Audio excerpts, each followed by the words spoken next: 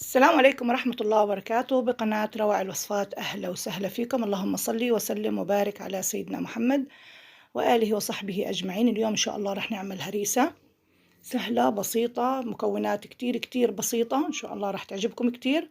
خلينا نبلش بالمقادير وطريقة التحضير ويلا نفوت بسرعة على عمايل الهريسة. أول إشي جبت سميد خشن، حصريا لازم يكون خشن. 4 أكواب حطيت من السميد الخشن، لازم يكون خشن. معلقة وتقريبا ونص أو معلقتين صغار بيكنج باودر. وبعدين بدنا نجيب السكر، بنحط نص كوب.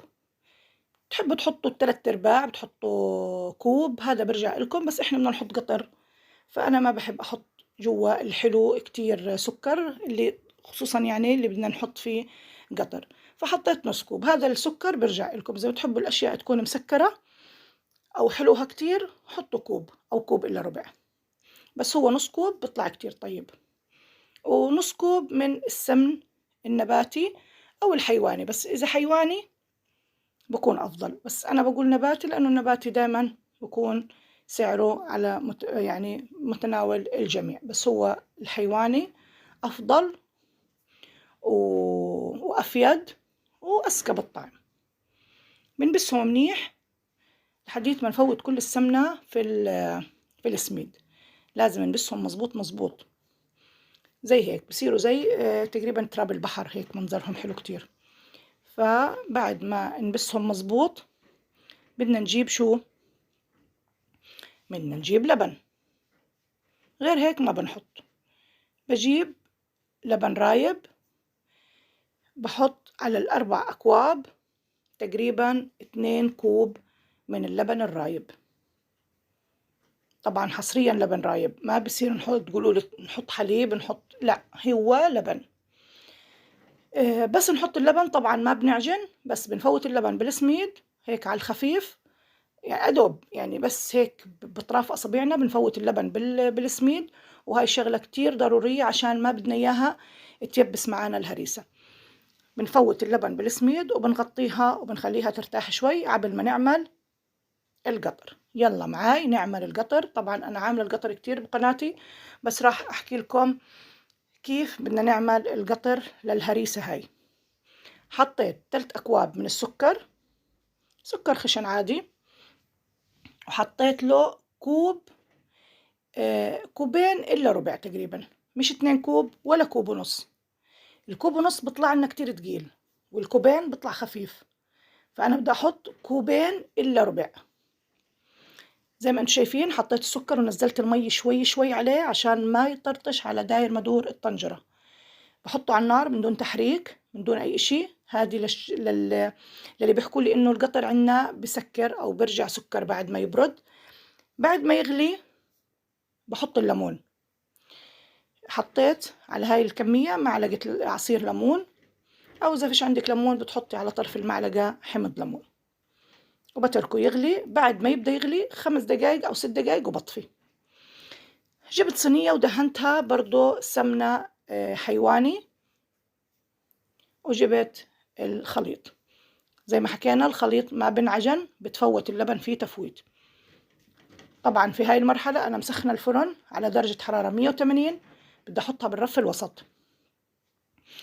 ممكن تعمليها بصينية يعني مقاس تقريبا 24، بس أنا عملتها بصينيتين صغار. اللهم صل على سيدنا محمد. بدي أفردها، بفردها كتير يعني شوي. ما بدي أعجنها وما بدي أضغط عليها، بخليها على راحتها جدا. يعني شايفين كيف أدوب بطراف أصابيعي، بس بدي أفردها بالصينية. كل هاي الأشياء اللي أنا بحكي لكم إياها ضرورية جدا عشان تطلع معنا السميد مفتح طري زاكي. بجيب نتفة قطر كمان عشان يعطينا اللون الحلو للوجه، تقريبا معلقتين صغار، وبفرد وبنعم في الوجه. بعد ما أعمل هاي المرحلة بجيب وبقطعها وبحط على وجهها بدك فستق بدك لوز، بدكيش تحطي إشي برضو بصير. ممكن ترشي عليها رشة جوز هند بس تستوي. شايفين كيف مسح بسيط جدا.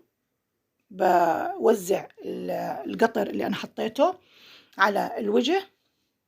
ما تنسوا إنكم تكونوا مولعين الفرن، لازم يكون مولع قبل بوقت، قبل تقريبا من ما نحط الصينية ب10 دقايق 7 دقايق، يعني زي ما انتوا الفرن عندكم بحمى.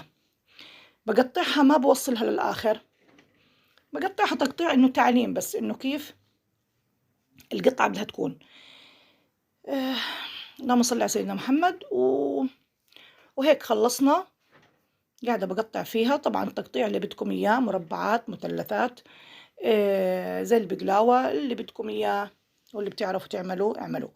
شايفين كيف طريقة التقطيع؟ أنا بقطعها أول شي بالطول، بعدين بعكس الصينية بقطعها برضو بالطول، فبتطلع معي كيف بتطلع معي وربات. فهيك الطريقة الصحيحة لإنك تعملي وربات بالهريسة أو بالحلبة أو بأي شي بدك تعمليه. بعد ما أخلص تقطيع بحط اللوز. طبعا اللوز بكون نقعاه بمي عشان ما ينحرق معي وأنا بحمر الصينية. هذه كمان شغلة مهمة جدا، إنك اللوز اللي بدك تحطيه أو الفستق اللي بدك تحطيه أو الفستق حلبي لازم يكون منقوع بمي، ما بصير تاخديه ناشف ودغري تحطيه على الصينية.